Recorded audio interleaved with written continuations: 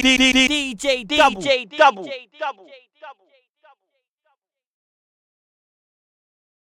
It's DJ DUBL right here, and today I'm sat with a legend. Goes by the name of Kano. Yes, it's good, bro. Respect, bruv. Is it safe to say that you were way ahead of your time? I don't know, man. That's better when you say it. Yeah, it's not, to be honest, it's not really a question. I'm just wondering if you agree with my statement. I don't disagree. It's something like, for example, using P's and Q's as the perfect example. If that tune dropped today, amongst everything else that's going on in grime, it would fit in. And it still does, do you know what I mean? It still gets dropped in the grime sets. And Yeah. I think what's interesting about like tunes that feel ahead of their time is when they actually come out, at times it's a mixed reaction, you know what I mean? And P's and Q's kind of is considered like one of those like classic grime tunes. Like people play it in sets of like, they play Pow and P's and Q's and I Love You and that. But at the time, people was like, nah, this is not really grime. This is more hip hop. And I'm doing halftime flows in there. And it was a bit of thing around it, surrounding it. But, that's always how it is when it's, the first one of that kind of sound. It was a lot more lyrical than what was going on there as well. Would you agree? Yeah. That's probably where people got the rap influence from, maybe. Yeah. Because I was like into rap heavily. And I never really looked at a BPM like as a restriction, you know what I mean? I spit on whatever, and my mixtapes and albums like show that, you know what I mean? So I used to spit on all types of beats and approach them differently. So when I done P's and Q's, it felt like it was bridging the gap a little bit, which was good.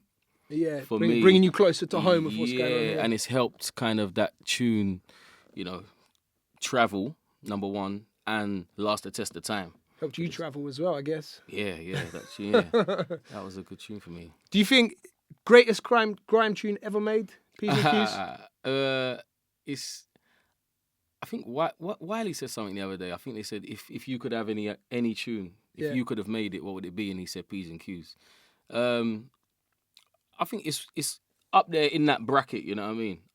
Me personally, I say like Pow is like the quintessential That's the grime national anthem for grime. Yeah. If like someone that didn't know shit, like and they said play me a boom, I would play them Pow. You know what I mean? Okay.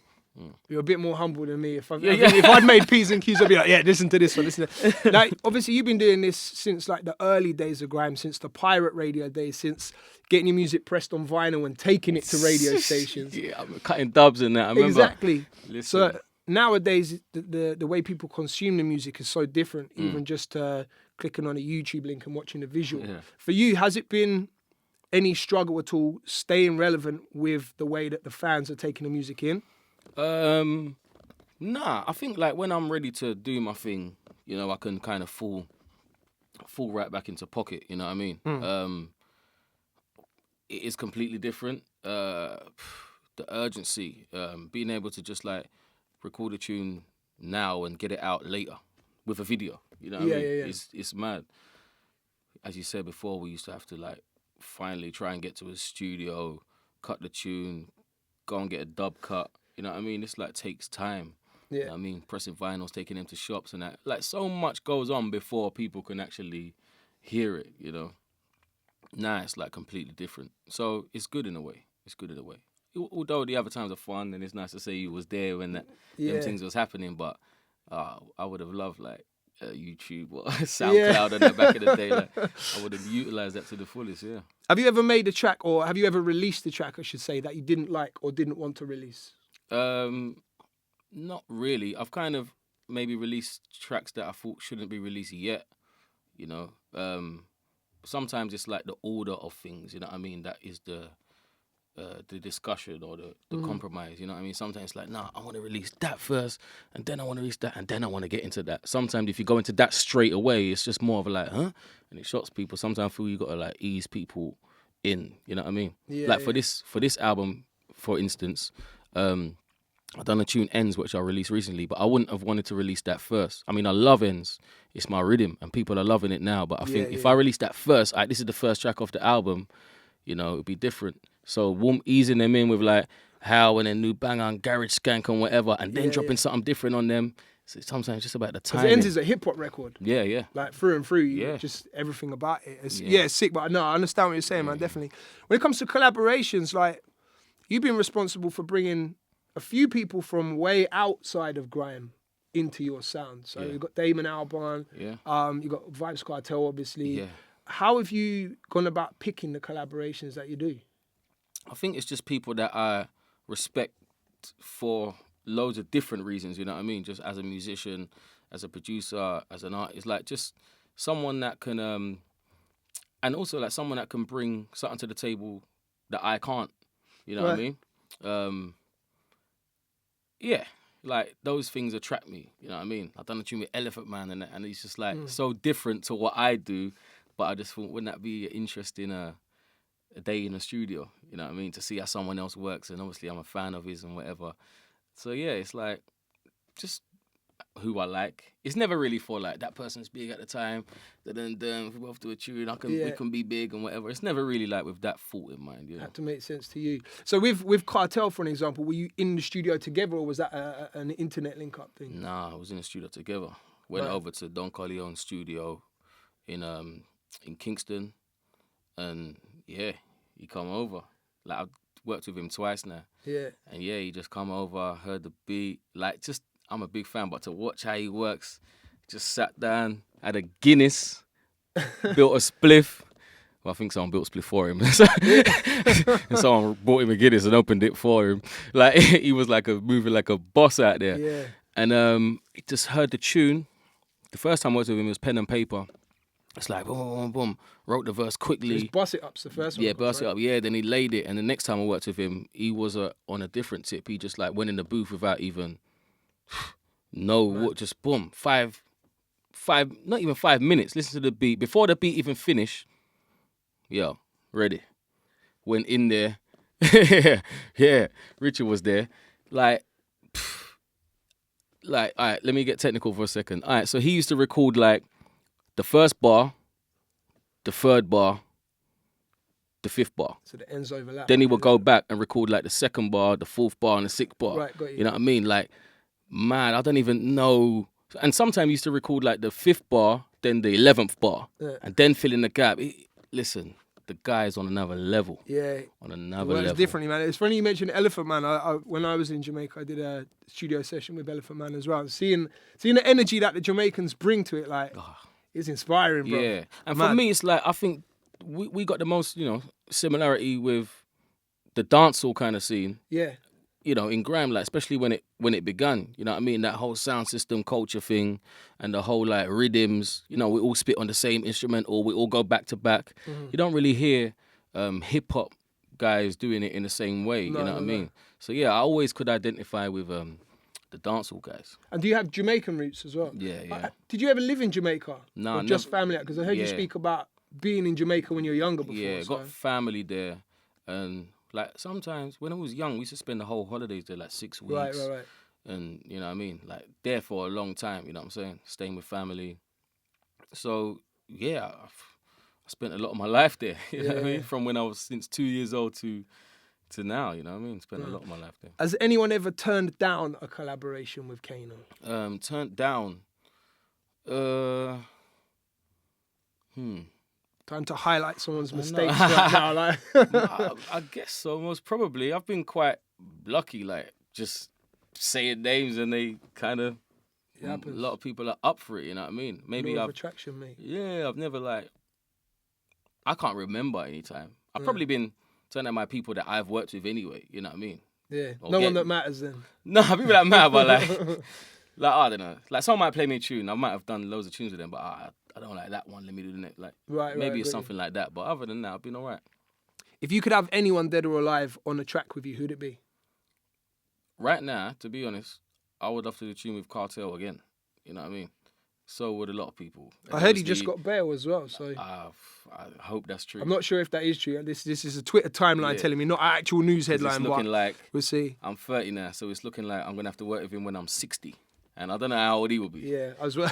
About 80. Yeah. So, old. Yeah, obviously I've worked with him before. Other than that, as I say, Lauryn Hill, I always say I'm a big fan of. And anyone right now, I don't know, Kendrick Lamar, I think he would push me to like to the limit of what I could do lyrically. Kendrick You know what I mean? Yeah. over J. Cole? I reckon, yeah, Kendrick over J. Cole. We're about to open up a whole nother... I don't. We haven't even got time to get into that conversation. That's for next time. Yeah. So, 5th studio album, Made In The Manor. Yep. I'm excited, man. I mean, I've looked at the track list. I haven't heard the whole album, but I'm definitely excited to listen to the whole thing. The first 2 albums you did with a label, 679. The next 2 you did independent, right? 140 Grime Street and Method to the Madness were independent releases. Now back to a label. Yeah. So how come? Why the switch back to the label? It kind of happened after recording was done. So I had the album already. Right. Really, at the beginning, I was looking for distribution. And then the conversation just, evolved into maybe, consign it and, help on the marketing side, because I always wanted to record this album by myself. I didn't want any external influence, especially record label and whatever. So I'm, but I recorded the album and I was proud of the material that was happening, and I just wanted it to reach the most people possible. Right. I didn't want to make an album that I felt was great, but maybe with a bit more support, more people could have heard it, or, it kind of goes under the radar, becomes an underground thing. So I was like, what's the best way for me to reach all of my fans and more, but impact. Still keeping the control of like having it sound exactly the way you want it to sound. Yeah. So this was kind of the balance, this process for me. Yeah. More about just distribution and getting it out there. Yeah. Why was there such a big wait? Because 2010, Method to the Madness came out. Obviously the mixtapes were there. Yeah, I've done a couple mixtapes maybe, and I've done a couple tunes, but obviously no album. And I think directly after the album, it's kind of as you do, you just like kind of, you just don't go straight into recording another one. Then I think I went on tour with Gorillaz for like a year. Then I recorded Top Boy, that took about 2 years. And then I've been recording this one for about 3 years. So that's kind of it's been that long in process. So that's kind of been the 5.5 years. Right. It's been on and off for 3 years, don't get me wrong. I reckon in the last 18 months, it really like ramped up. And in the last 6 months, even upped it again with the urgency. Ever since Hell dropped, and then the ball was just exactly. rolling. And but what people don't know, like, and a lot of my, even some of my friends get frustrated because like sometimes I play them a tune and they're like, you should drop that now. But I'm like, no, it's not like that. You need to like have everything lined up. Plan and structure. It has to be like strategically planned, and it frustrates me sometimes because and I used to go to the shop or and see people, and they'd be like, "Yo, where you at, man?" And I was thinking like, bro, you don't even know like what tunes I've got here, but I just have to like take it on the chin, suck up all the hate and the criticism. Man, I want you back, man. What are you doing? No. But it and after How, it's kind of been, dropping tune. You're more patient than me, bruv. If I was sitting on heat, I'd just be like, all right, there, have it all. Yeah. It's not even mastered, just have it. Yeah. So there's 15 tracks on the album. You got like Gigs, Wiley, JME, obviously Damon Albarn again. What song are you most excited for people to hear? They're all really, all for different reasons. I'm excited. I'm excited to have a garage skank, I know people heard that. I'm really excited to have a tune like that that's bubbling in the clubs and blah, blah, blah. But really excited to have a tune like Ents, you know what I mean? That's deeper. And having two kind of opposites, but, very much me and still my personality, you know what I mean, on show. So I'm happy like to have loads of different kind of tunes. This Is England is another one I can't wait for people to hear. My Sound is a personal favourite. But just for people to hear it as, a project, like hear it all together. You know what I mean? Like even, when you hear album, you just hear it differently. Now How's going to sound different now. Oh, now that ties in with that. Right. You know what I mean? Because I'm like an album listener. You spent time arranging the whole thing as well. Yeah. Can I make a suggestion for track 16? Yeah. I'd love to hear an Ends remix with Dizzy on there. Okay, because the inside and outside. Rah. Exactly. I'd definitely like to hear that. That might be interesting, yeah. I've never done a tune with him, Never done a tune with Dizzy? Ever. If you make Ends remix, I want a little dub plate. Yeah. Just for coming up, just for For I coming didn't up really with it. come up with the idea. Yeah, did, you but, put in atmosphere though. I think you're sick live. I saw you. When was the last time I saw you? I think it was at Get 653 launch party. Oh, yes. I In think that was Hackney, the innit? last time. So you got the live shows coming up in March. Yeah, March tour starts on March the 16th, I think. Yeah, in Brighton. In It's my Brighton. hometown right there. Oh, is that your hometown? Yeah, man. Yeah. Brighton sold out today. Yeah, Yeah. Concord too. It's a good venue as well. So if you wanted the tickets, it's too late. Brighton's down. Yeah, sorry.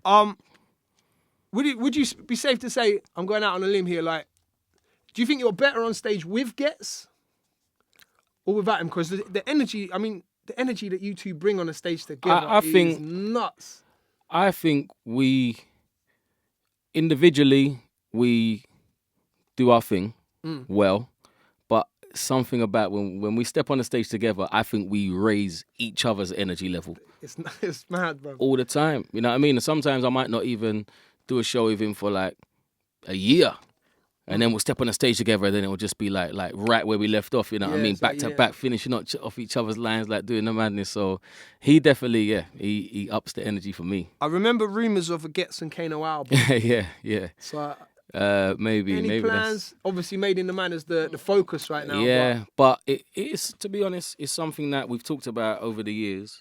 It's never really been like worked out timing wise, never really lined up. But Maybe one day. I think people would love to hear it, and I think it would be an interesting project as well. You know. Definitely. You mentioned Top Boy, obviously, and one of the most obvious questions to ask you is about Top Boy 3. Even Drake's on board, he wants it happening. But what I want to know is, have you looked at any other acting roles for anything else other than Top Boy? I've been offered a few afterwards, but kind of just concentrating on recording, you know, and kind of was a bit spoilt in terms of like Top Boy being my first thing and being so That good. was your first. Yeah, so it's like I'm looking for something great, Yeah. but you know, if that don't come along, that don't come along. For me, acting is like, I don't know, they don't really feel like there's a time kind of expiry date on it, you know. So for me, with my energy at the moment, I feel like it's important for me to do the music, and if acting comes later, yeah, maybe that comes. But yeah, I wouldn't write off. It's just about the right project. Yeah, of course. So the last one, obviously, Chip and Yungen, the hot topic today, right now. Chip and Yungen are going I at see it this morning as well. Yeah. Yeah. So have you got any thoughts on it? Have you heard the tracks? Yeah, I had a little catch up still. At first I thought, what, Chip again? Always catching up in some kind of mix up, but I think it's when he shines, isn't it? It's like he loves it. He's kind of cut from that. He didn't come up with us, but he feels like one of them guys like Dogs, Wiley and Gets, and he can't run out of bars, man. But I don't think he can ever run out of bars. But you know, I think Youngen's holding it down. Like, Young's good, isn't it? It's like, I mean, they're both good artists. It's like, we'll see how it plays out. I'm sure by the end of today, there's going to be another 2 tunes each. You know what I mean? But yeah, for me, like the battle thing, you know, as long as it stays cool and, you know what I mean? Music only. Yeah, that's you know what I mean? If it'll be nice, like, I mean, any battle I've battled Wiley and whatever, but friendly thing, you know what I mean? Afterwards. There was talk of a rematch. Yeah, no, there was rumours. I read that actually last week, I think I read about. Wiley wants it, he said. Yeah. Would you ever do it? Lord of the Mics 8? Nah, you can't see that. There'll be a Kano Ghetto album before that happens. Yes. You know? All right, fair enough. There'll be a Kano 2-pack album before that happens. Right, I'll take that answer. Have you got any advice for a younger Kano? If you could step back, say, 12 years and see yourself there? I would say absorb it all, enjoy it, you know what I mean, while it's happening. A lot of people say to me, like, I'm always looking forward, and it's always about the next thing. And people say to me, but you've done so much and you've achieved this and that, but I can't see it that way. It's always about the next. And sometimes I do think, you know what, if I could tell my younger self to enjoy these times, savor these memories, because, you know, we're doing something really groundbreaking there. And a lot of it, it's just like you know, it's all a bit of a blur. Yeah. You know, but yeah, just to savor those moments and all of those like first steps and every door kicked down was like a real landmark in my life and in the scenes kind of, you know, thing as well. So I tell all the kids, man, enjoy it while you can, going to different countries. I see people out there doing shows and whatever, and don't just take it like it's the next day. It's something serious. It's something to be proud of, something that you're gonna, look back on and really remember, man. It's good advice, bro. I appreciate your time, man. Thank you for passing through. Appreciate it, bruv. DJ DUBL right here with Kano, Made in the Manor, out March the 4th. March the 4th, yep. March the 4th, or if the video's dropping, it's out now. Make sure you go and cop the album, man. It's sick. All right, sweet. So we saying J. Cole's better than Kendrick? Yeah, I think so. Everyone back there shaking their head at me as well. J. Cole's better than Kendrick. It's a slight discussion, but J. Cole's better.